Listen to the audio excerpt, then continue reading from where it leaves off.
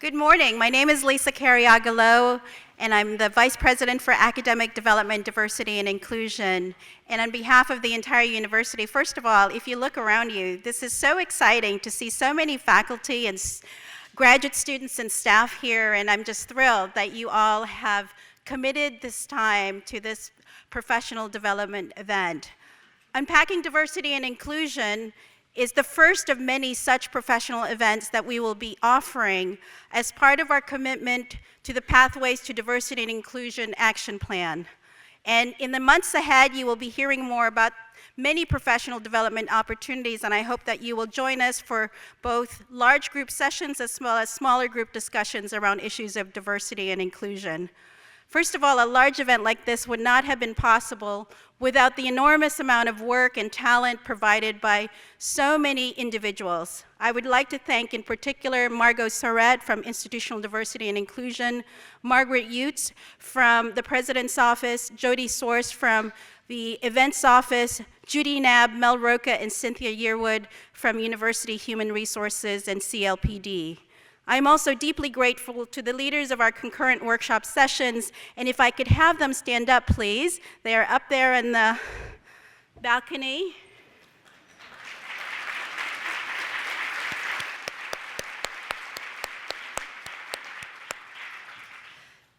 I'd like to thank them particularly for being so willing to share their expertise and their experiences and their perspectives with us this afternoon. At the center of our work together today and into the future as committed members of the Brown community is the fundamental value put forward on the first page of our Diversity and Inclusion Action Plan. I quote, "To achieve our goals as a university, we must embrace both diversity and inclusion. It would be an empty victory to achieve one without the other. Absent diversity, an inclusive campus may become a homogeneous intellectual echo chamber that cannot teach individuals how to learn from or communicate and collaborate with people different from themselves.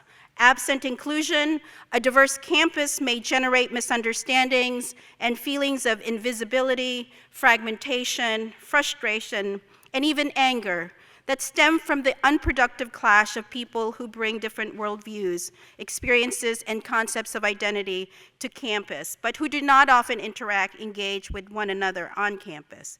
It is only on inclusive campuses that diversity becomes a valued asset that promotes the advancement of knowledge and learning and development of all of its members." Unquote. Our president, Christina Paxson, and our provost, Richard Locke, are fully committed to ensuring that diversity and inclusion is integral and foundational in sustaining Brown's academic excellence. Their deep personal commitment and dedication to ensuring that we make meaningful progress on our Diversity and Inclusion Action Plan goals are very much evident in the document. As we begin our work together today, both President Paxson and Provost Locke also want to share their reflections on the plan and why our individual engagement in these professional development opportunities are so critical to fulfilling our goals as a university. Please join me first in welcoming President Paxson, followed shortly by Provost Locke.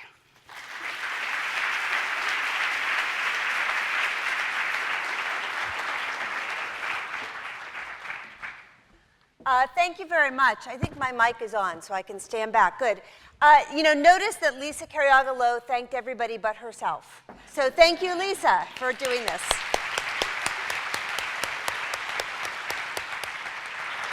So Rick and I are going to tag team this a bit, and we're going to talk about the Diversity and Inclusion Action Plan. But I thought I would lead off with a story, actually two short stories. Some of you who were here a couple years ago for the first Transformative Conversations may have heard these before, so please excuse me, but they're important to me. And they're both about experiences that I had in the academy around issues of diversity and inclusion. So story number one, and this took place a long time ago. I was, I think, a college junior, and I was taking my first ever class in economics, intro course. And the professor was a young professor, really nice guy. I think he was Nigerian, African. And he was just getting to know the class, and he was passing out the first quizzes after he had graded them, so early in the semester. And he's going through and calling out names and passing back quizzes and so forth. And he comes to one paper and he says, you know, the young man who did this paper got the best grade, perfect, in this class. It was great. Which one of you is Chris Paxson? And I raised my hand. I could tell he was mortified, right? Because he had just assumed that I was a male in a field that has been, for a long time, very much dominated by men. And I think he learned something from that. I know I did. And I thought it was kind of funny, and I went on and persisted anyway. So that's story number one. Story number two has a flip to it, which is I'm sort of in the role that he was in. And this happened more than, it was probably 20 years later, and I was by then a tenured professor at Princeton, and I had just been named the chair of the economics department. And the dean of the faculty every fall would have a lunch for the new chairs in the Princeton Faculty Club. And the Princeton Faculty Club, for those of you who've been there, is it's more formal than our faculty club. It has white tablecloths in the main dining room. And, you know, so it's that kind of place. Anyway, so I was late to this event, this opening lunch. It was up in one of the private dining rooms upstairs, and it was a hot September day, and I sort of ran there, and I got there 10 minutes late. And there are a group of faculty, new chairs, standing on one side of the room, and they're all drinking lemonade and iced tea and chatting before we sat down to lunch. And on the other side of the room, standing by himself, was a black man wearing a dark suit. Now, I wanted an iced tea. I was hot. Everybody else had one. And I'm looking around the room, and I'm thinking, okay, a waiter will do this for me. And I went over to him. And I was about to ask him for an iced tea. And something, thankfully, gave me pause. And instead of asking him for an iced tea, I put out my hand, and I said, hi, I'm Chris Paxson. I'm the new chair of the economics department. And he put out his hand, and he said, hi, I'm Bill Jordan. I'm the new chair of the history department.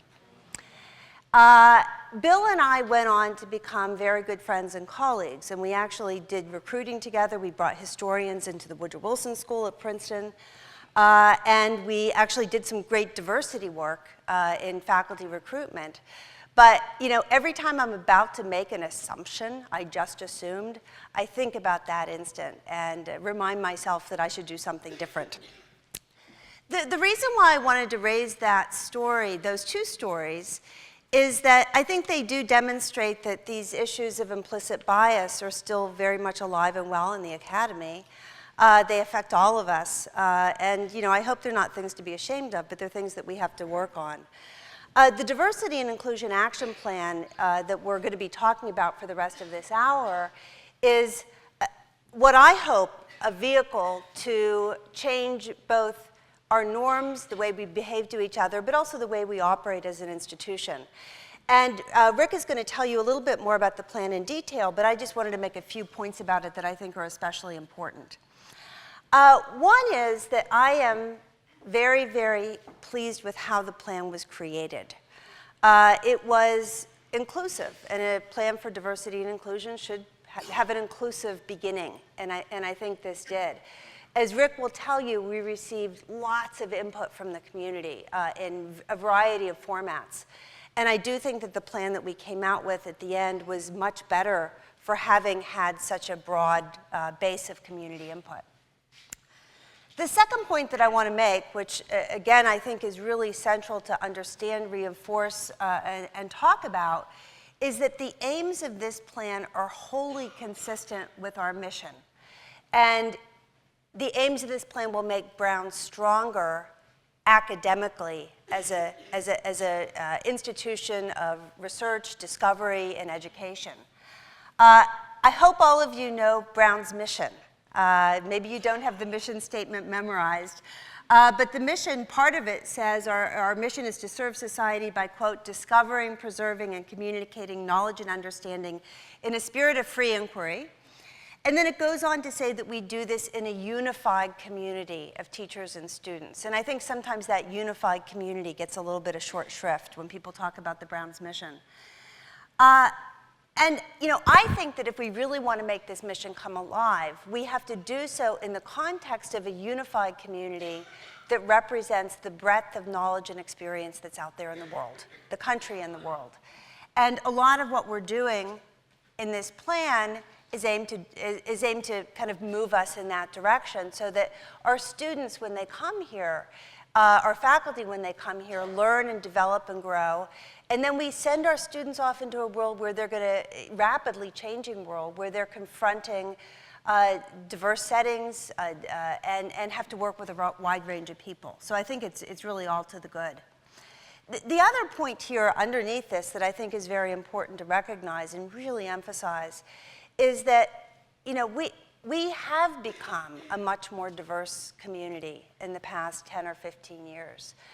And every single one of the students who comes to Brown, and they are from rich backgrounds and poor backgrounds and all racial and ethnic groups and religions and political persuasions, you name it, every single one of those students deserves to be here. They are admitted because they are exceptionally talented, and we think that they have the skills and the leadership potential to thrive at Brown and in the world after they leave, right? What we need to make sure is that every single one of our students has the resources, the support to do what we bring them here to do, and that every single student knows that they belong here at Brown, that this is their home and this is a place where they can expect to get the support that they need. So, you know, these are all by way of creating this successful learning community, unified community, where we all are learning from each other and we're supporting each other in a way that it makes us academically stronger. The final point that I want to make, which I think is also important, is while the plan has been informed by the events of the fall in a very positive way, I think, it's also something that's been a long time in coming. And I know this a lot from talking to alumni. You know, there have been plans before for diversity. And there's been progress that has resulted from those plans, but not as much as we wanted. More than 2 years ago, we came out with a strategic plan for the university, Building on Distinction. And Building on Distinction, the decision was made when we started doing that strategic planning, was to have different committees, right? What can you do in a university without committees? But not to have diversity off on its own. The idea was to say, look, you, the group that's thinking about faculty, you want to build diversity into what you're doing. Graduate students, right? Curriculum, same thing. And I think the people who were working on Building on Distinction took that very much to heart, and the plan came out. Last fall, we actually produced a set of what we call operational plans. You know, strategic plan is very high level. The question is, how are you going to make these things come to life? What are you going to do? And the operational plans for all of the different areas in a much more fine-grained way say, okay, this is what we're going to do in environment or in the humanities or in brain science or for graduate students or the curriculum. And there is a section in there on diversity because we wanted to pull together all of the different actions within all of the plans that focus on diversity. But again, you know, sort of a 2-pager, 2.5-pager.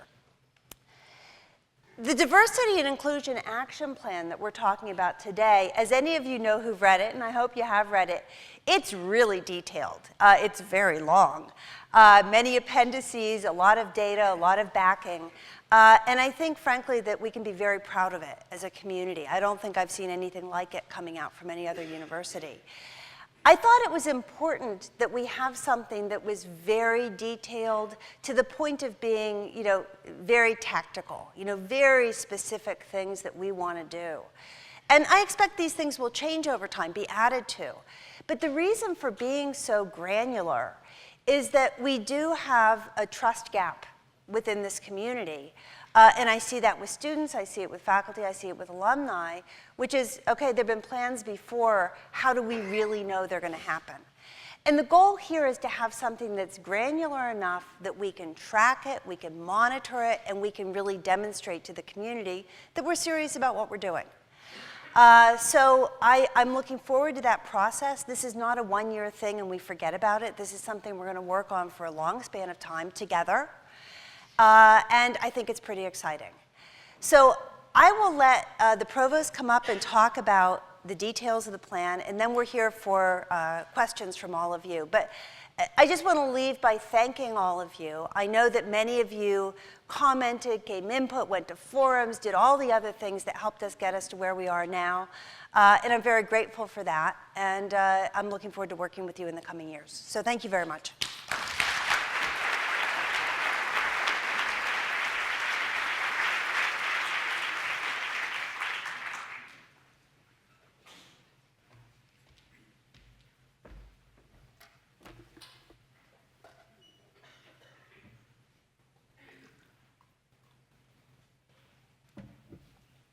Good morning. How's everyone doing? It's really wonderful to see you all here, and just to see so many faculty and staff and students together at this event. I have to say, it makes me feel both proud and humbled to be able to serve as your provost. It's really great. I also want to begin by thanking Liza and the whole team that put this together, as well as the faculty and graduate students who will be running the different sessions. It's really amazing that there's so much work, and as Chris Paxson said, this is just the beginning. We will be repeating these kinds of sessions and having many others over the months and years to come. What I would like to do is to elaborate a little bit on the plan, talk about some of the details, a little bit of the process, and why it's so important for Brown University in this current time. So let me just start off by saying, what's in the plan? And as Chris Paxson said, it is a long plan. On purpose, it's a long plan. You can actually, if you're not a data nerd, you don't have to go into the appendices. You can just read the text. But what the plan seeks to do is several things. First is to come up with these kind of concrete and actionable items that will actually lead us to promoting a truly diverse and inclusive community. So one thing is to have big goals. Everyone is laying out those goals. If you look at sort of 4 decades of similar plans, more or less the goals are the same. What's different in this plan is actually trying to come up with the actionable items that show us how we go from goal into results. And we're doing that not just because of a trust deficit, although that's a big issue. We're doing it also because we want to demonstrate these are the mechanisms through which we achieve the goals that we want to set out. So that's one of the things that the plan does. The other one is, as Chris Paxson said, it reinforces our mission. If the mission of Brown University, as I understand it, is to educate students, to do research, to go out and do good things in the world, then this is absolutely aligned with this mission. Another goal is to promote excellence in our core mission of research and teaching. And this is really important because sometimes people have come up with a sort of misunderstanding. Well, you can be excellent or you can be diverse, but how do we do it? We reject that false dichotomy. We think that for all universities, but especially for Brown University, our pathway to excellence is through diversity and inclusion. And also, what the plan seeks to do is to basically address what are very real and unfortunately historic structural barriers to making this university a truly diverse and inclusive community. So that's what the plan seeks to do. And as Chris Paxson mentioned, it has a long history, right? There's a history of activism by students and alumni, but also sometimes faculty and staff over decades around these issues, and including the recent activism. To be quite honestly, while it's true that the university's been working on this for a number of years, we would not be where we are today. The plan would not be as strong as it is today if it hadn't been for the activism of our students. So we owe them with this, and I think it's important. But I also think that it's also important to realize that some of the work that we've been doing also builds on this planning work, the Building on Distinction Strategic Plan. That plan, which I think is an amazing document about how to rebuild or strengthen this university along key problems of the world, whether it's an environment or access to public health or peace and prosperity in the world or diversity. That's already been stated in the strategic plan in 2013. The operational plan that was released over the summer and the fall, that is basically trying to operationalize that strategic plan. And finally, the diversity plan is to try to drill down on a specific goal of our operational plan. So what's wonderful, I think, about this plan is it builds on a strong legacy of activism and planning, but it also listened to and tried to be responsive to what we heard from our community this fall.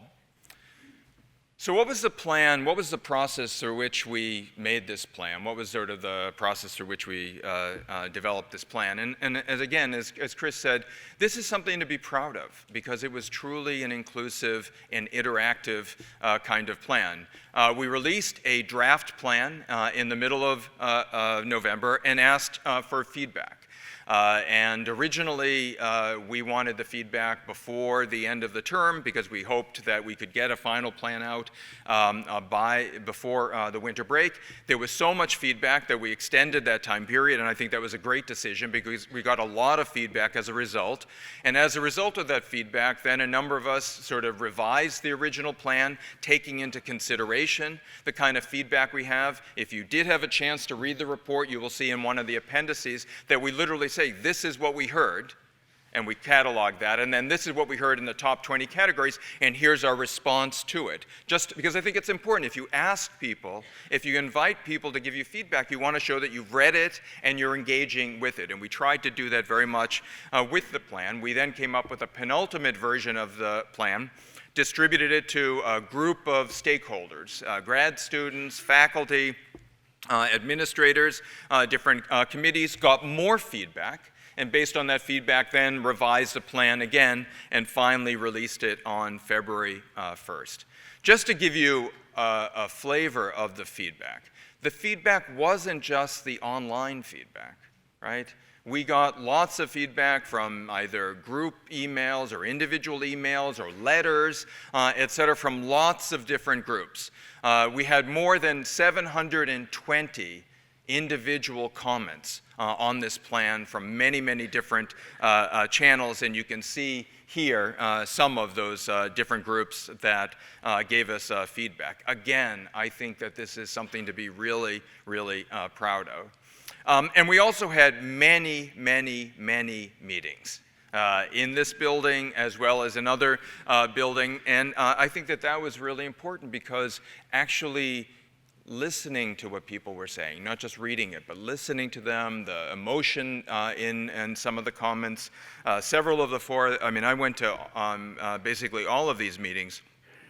And it was really, really instructive. And again, it's not just because we were getting data and we were trying to use it as an input, but we were actually trying to get a sense of people's feelings and experiences and suggestions, and it was really, really useful.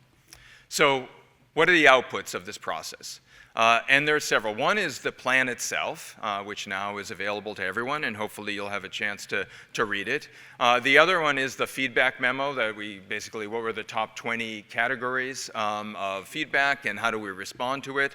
Also, all of the itemized proposals. What we did is we took out, kind of personal stories or identifying information because we told people that, they'd be able to give us comments without revealing their identity. And so we wanted people to see this is the kind of feedback that we got. And then we have this website. And the website will have not just the plan on it, but it's going to have other resources on it. It will also be able to, we're going to track our progress on the plan so that we can be very transparent about what we're doing and how we're doing, what's working, what's not working. One big difference in the plan is the final plan was the structure.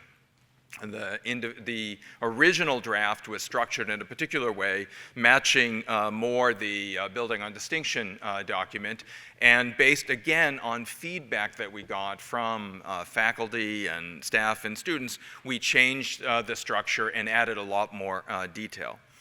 What I'd like to do is clarify just a couple points before I get into some of the detail of the plan. And one of the comments that we got was, well, how are you defining diversity, and what about inclusion, and who's in and who's out? And I think that the kind of comments that we got fell into two different categories. One was, oh, you're using this really kind of broad language about diversity. Here you go again. You're obscuring things so that you actually don't sort of achieve the goals that you want to achieve in terms of actually addressing historic barriers for historically underrepresented groups, whether in grad students or faculty or in some cases staff. So that was one set of feedback that we got. And the other one was, what about me? You know, I don't see myself in the plan. I'm X, Y, and Z. That's my identity, et cetera. I'm not in there. I should be in there as well. And we got a lot of that feedback as well. And so what we decided to do is be very clear. So for diversity, in terms of some of the targets that we're aiming for, we're very focused on historically underrepresented groups as defined there. But at the same time, regardless of that goal, which I think is an extremely important goal, and it's a goal that we committed to a long time ago, there's also the goal to achieve an inclusive academic community. And that's for making sure that everyone, regardless of your walk of life, your ethnicity, race, religious affiliation, political affiliation, whatever it is, that you feel included. And those dual goals are central. That's central to this plan.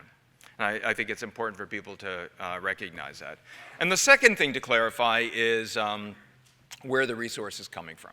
You know, we're saying we're going to do a lot of things, and I think, again, we want to clarify two things. One is we're trying to show there really are resources to back this up, and two, those resources aren't an additional $165 million pot of money that everyone can grab for. It's actually baked into the plan, into the operational plan and the campaign of the university. We already said in the operational plan that was released at the beginning of the fall that we were going to raise over 100 new faculty endowed chairs. Each chair basically is about $4 million. And what we said is already that a quarter of those chairs, roughly, would be would be focused on trying to diversify our faculty. So 25 times 4, that's $100 million right there. That's where that figure came from. We already said in our operational plan that we were going to support some of the centers, like the Center for the Study of Race and Ethnicity, or the Center for the Study of Slavery and Justice. That's already in there, and again, that's where $20 million come from. We already said in our plan that we were going to raise $150 million for graduate fellowships, and what we wanted to do is allocate some of those for diversity. That's in the plan, and we already said that we were going to support curricular and co-curricular activities to try to promote diversity. That was already in the operational plan, so this money isn't quote-unquote new, an additional pot. That's something that we said that we were going to do in the summer. And what we're trying to do is actually link the diversity plan with our operational plan. In addition to this new fundraising, philanthropy, what we're also doing is committing real resources in our operational budget. And those of you who had a chance to look at the URC report and the budget for next year will see that we're already putting operating funds towards this goal. So let me just sort of highlight some of the major points of the plan, and then I'll stop so we can have questions and discussion. So one of the big goals of the plan is around people. And what are we trying to do? Well, the most obvious thing is what we want to do is double the percentage of historically underrepresented group faculty and graduate students and promote their success through mentoring programs, et cetera. We have already hired at least one new diversity dean in the grad school and trying to hire another one in the medical school. So, and we're already creating pathways into Brown through high schools, et cetera. So one of the big goals of the plan is to, again, focus on people. Without people, without this human capital, nothing is possible in a university. In addition, we want to promote academic excellence. Brown can be a national leader in this space, given the kinds of resources that we already have available to us through the grad students, through the faculty, through the staff, but it also can be a national leader because we're going to be investing in more of that. And so what we want to do is highlight that, not only so that we benefit from it, but we want to make sure that the entire country can benefit from the cutting-edge research that we can do here on campus. Likewise, we want to make sure that the goals we have for diversity and inclusion are not just about numbers, like let's add more people like this or do more of that. We also want to make sure that we're addressing the fundamental activities that we do in a university in terms of our curriculum. So how do we think about these issues in our programs? How do we actually expand things like the UTRA program or the Brown Connect program, or making sure that we are bringing talented students and supporting talented students in a variety of different fields. Likewise, we want to make sure that we are supporting not just faculty and students, which sometimes we sort of overly privilege, but we're actually strengthening our community. This university is only as strong as its community. Right? We can invest a lot in curriculum, we can invest a lot in faculty, we can invest in students, but unless we really are a strong community, that we're all equally engaged in this mission, that we come every day to work with a bounce in our step so we can achieve, I think, a very important mission, we're not going to be able to achieve our goals. And that's why we have to invest in things like the First Generation Center, make sure that our students have support through CAPS, and support the students in a variety of other programs, as well as our staff, not just students. For us to be clear about what works and what doesn't, we need data. Right, I think there was one, so I came from MIT, I've only been here for a couple of years, and I remember we got some letter when we sent out one of these things, and I got an email from a faculty member that said, I resent that you said we were data-driven, or something like that, and I thought I was in a different universe, called Brown, you have to excuse the professional distortion that the provost and president have for a penchant for data. Sort of we like to see the facts. We want to know, are things working or not working? If they're not working, we should know about it so we can correct things to make them work. And I think another really important thing about this plan, so there's a couple things that are really different. One is it's not just a plan about people, it's a plan about culture, about practices, about processes, and how those have to change. It's not just a plan from the university hall. It's a plan from the community. It was built by the community and with the community. And it's not just a plan that's going to be executed from Lisa's office or University Hall or something like that. It has to actually be embraced by and implemented throughout the university in this very capillary way. And that's why we're asking for department and center level diversity plans. We're looking at a very clear oversight and checks and balances and real transparency in what we're trying to achieve and how we're trying to achieve it. Again, not to penalize. It's not a compliance project. It's just trying to make sure, we're all on board on this. Let's make sure we're doing the right thing and help one another if things aren't going as well as we hope that they will be. And so here's the oversight governance structure of this plan. This, again, is in the diversity plan, and it really shows at all different levels, from the corporation on down, how students, how staff, how faculty are actually involved in different parts of this plan so that we can actually implement it this time. What we want is this time it has to be different, and we want to see that we really will achieve our goals. And we are achieving already a number of goals, right? A whole bunch of things that we said we wanted to do were either in process or have already been launched, whether it's the Presidential Postdoc Program, Young Scholars Program, a mentoring network for faculty of color, summer programs for aspiring graduate students, new staff positions, associate deans in some of these positions, graduate student coordinators, et cetera. We've already been working actually very, very hard at trying to implement this plan. We have a lot of work to do. It's by no means going to be easy. It's going to take a lot of time this year, next year, and the years to come. But I think as long as we're all working together for this and very transparent about what we're doing or trying to do, I think we'll be okay.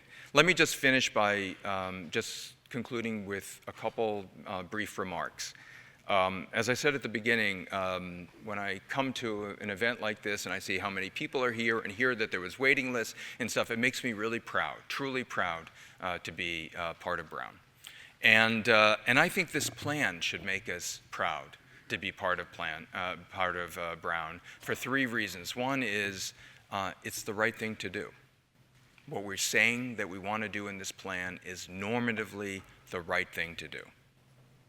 Second, it's an important plan because it actually tries to exercise, basically uphold commitments that the university has already made. We have been making these commitments for decades. It's important to basically honor your commitments. This is what this plan seeks to do. And third, I think this is an important plan because, as I said at the beginning, it's our pathway to excellence. Through a plan like this that's going to promote a truly diverse and inclusive community, this is how Brown is going to attract and retain and mentor and promote the best and brightest from all walks of life, from all different backgrounds, et cetera. And by bringing the best and brightest to Brown, that's how we're going to actually do the fundamental work that we have to do, which is engage in teaching and exchange of ideas and research so that we can fulfill our mission. And so for me, this plan isn't an add-on, it's central to what we're all about. I look forward to working with all of you in the months and years to come so that we can implement this very exciting plan. Thank you very much.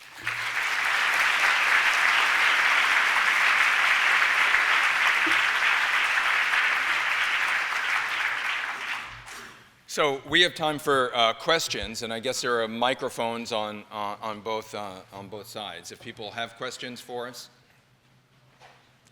One thing I wanted to add that I think is important is one of the things that we talked a lot about and we got a lot of feedback on was professional development. And this is part of that professional development. We decided, based on good research, not to have mandatory diversity training, which actually backfires, but instead to try to put together great professional development opportunities for faculty and students and staff. And it's great to see this mix here. So this is something that we will be doing more of in the coming years. I think the other thing that's really important is for professional development opportunities for staff within their departments, mentoring programs, things like that. We tend to talk a lot about the faculty and student side of the piece. We know how important the staff side is too. So again, this is the kind of thing that we will be doing a lot more of in the future. So thank you. Great. Questions? Oh dear. Did we squeeze all the feedback out of you? No more feedback. I doubt it. Yeah. Why don't you come to the microphone, please? Yeah, and we have one over here. Yeah. Yes. It might not be on.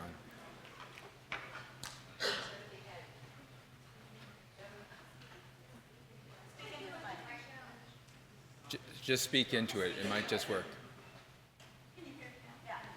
Kind of.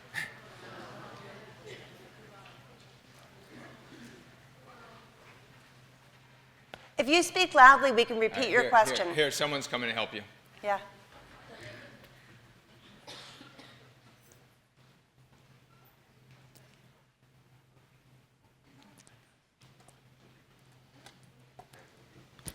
Okay, why don't we take this question first, and then we'll move to you, and we can do it. Yes. Sure. Good morning. Thank you very much for sharing the content of this. The question that I have is realizing, as you said, we're trying to create a cultural shift that is not only Brown, but the experiences that people have come with to Brown, if that makes sense. And so I'm just curious how educating new staff, new faculty, new students coming into the institution is going to be executed to ensure that people have an understanding of what's trying to be created here that's different from the culture that they may have come from. So what they've been informed by, and then how, from the start, they can understand what's trying to be done. Do you want to start Yeah, that? so maybe I'll take a crack at that. That's a great question. Thank you. We're doing a couple things. One is we want to build in training modules around diversity and inclusion for all new faculty orientations, new staff orientations, new student orientations. Some of that's already being done. We want to sort of beef that up. And what we want to do is have many, many opportunities like this. I mean, we did actually do homework about what was effective and not effective. And what we realized is by giving people different choices that they could opt in and a rich array of different choices, people could learn about different things and depending on where they are in their pathway. I know personally, a couple things really mattered to me over the course of the last several months. One is just actually listening to the stories of the students. That just really kind of sort of a switch went off for me emotionally, and thought like this has to change. And then it encouraged me to start reading about structural racism, stereotype threat, unconscious bias, et cetera, which there's a lot of scholarship, so I could educate myself. And I think that that's something that we have to do as a community, and we have to repeatedly do as a community. So that's the goal. I mean, one thing to remember too is that I'm very excited about the departmental diversity and inclusion plans. And those are not just academic departments, it's also administrative departments, facilities, dining, you name it. And what we've really stressed to the people who are leading those departments is that as they create their own plans, having that be an inclusive effort, involving faculty, students, staff, whoever works and is connected. And I think through that process, you really do start to shape norms and change culture. Yes. Yes. It's all right. Just, you can shout and we can.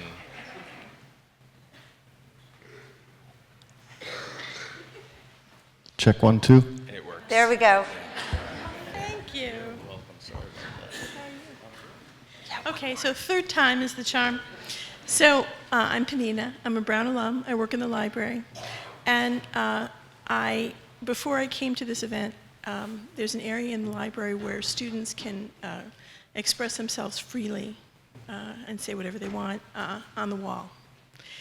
And I noticed a diverse group of statements. One was, well, the universe is conspiring to help me. One was, be kind and good. And then there was another statement where someone had written, I feel so alone. And I thought it was really interesting and a little distressing to me because I know that there's a lot of analysis and data-driven work being done on inclusion and being more connected as a community. But I think that even looking at this situation from the outside in terms of all the external differences we have and trying to find a way to build bridges about those differences, there's something that has to do with the spirit and the heart of being a Brown student or a member of this community. And my question is, what other approaches have you considered that have to do with students' experience and other members of the community's experience from the inside out as an individual human being? Because I think a lot of what happened this year on campus wasn't just about the obvious differences that students were protesting about. It was also about an emotional and spiritual disconnect and feeling that as individuals they weren't being seen as well. So my question is, do you have any other approaches that you've been considering besides the obvious ones that are very analysis-driven? Yeah, I mean, the thing I would say that's probably the most important question you can ask and probably the hardest one to answer. And you can think of lots of different programmatic things we can do in orientation and in dorms and in counseling and psychological services in the Office of Religious Life that will go to creating this sort of community where everybody does feel like they're empowered and they feel like they're part of the community. There's no single bullet solution to this. It's something that we really just have to work on in a very multifaceted and broad way. But I think you're right that this isn't all about numbers and data. This is about how people feel and express their experiences here. And it's something that is measurable, but I think there's a kind of qualitative, very humanistic component that we can't lose track of. So thank you for the question. Yeah, thanks. And this will be the last question. Last question. I'm Chi Ming Hai in molecular pharmacology, physiology, and biotechnology, a faculty there. My question is, different departments, my understanding is, have different degrees of diversity at this time. Are there specific mechanisms for enhance or helping those departments have lower diversity than, or is that just kind of whatever happens, happens? So, the provost should answer that question. welcome to the life of the provost. So thank you for that question. That's why we are asking each of the departments and each of the centers to come up with their own plan, because we know that the realities in very different departments are really different. And the plan is actually, we gave a very rough guide, and then Lisa sent out some exemplars that are best practices that exist elsewhere. And so what we really want is for each of the different departments to engage in a discussion amongst themselves, basically students, staff, faculty, talking about where are we, where do we want to be, how did we get there, what are the different pathways, and then think this is a long-term game, right? It's not going to be like from this year to next year everything's going to change. What are the things that your department can do in very different ways over time to achieve the goals that we want to do? And so that's what we're doing. It's very much a customized kind of approach as opposed to the compliant, here's what you have to do, bottom down, no change. So that's what we're hoping for. Thank you. Well, thank you all, and enjoy the rest of the day. Yep.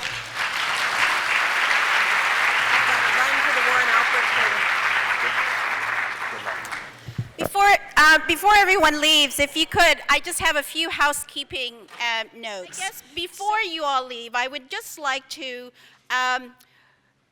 make a particular point about how you might approach these workshop sessions. I know, and that many of you know, that these are sessions which will require us to engage deeply around difficult issues or concerning issues that are very personal. And I guess I would just like to provide a quote from Professor Ralph Rodriguez, who on November 2015 sent an op-ed to the Brown Daily Herald, which he entitled, "Unteaching Radical Love and Community." And I hope that you might take his words and take it in and be mindful of the work that we do together, and that this work requires us to consider one another in a way that sees each other's experiences, that recognizes that we have much to learn from one another. So Professor Rodriguez says, "We cannot learn in an environment where fear precedes thought, where one is afraid of saying anything for fear of saying the wrong thing. Similarly, we must also recognize that we speak from particular positionalities informed by our race, our class, gender, and sexuality, among other identity categories. In addition, we need to be conscious of the various privileges we bring to the table. Each of these recognitions is meant to raise awareness of our positionalities and the rhetorical situation in which we find ourselves. We want to create dialogue, not dismiss voices. This is the place at which we start these sessions, and I hope that you will join us in conversation, in dialogue, and in deep reflective thinking about what we can do together to fulfill a diverse and inclusive Brown community. Thank you for your time, commitment, and support to this work. And the first session starts at roughly 12:10, 12:15, so please be there on time. And the next session will start roughly at 1:30, 1:40-ish, so please try to get to the sessions on time.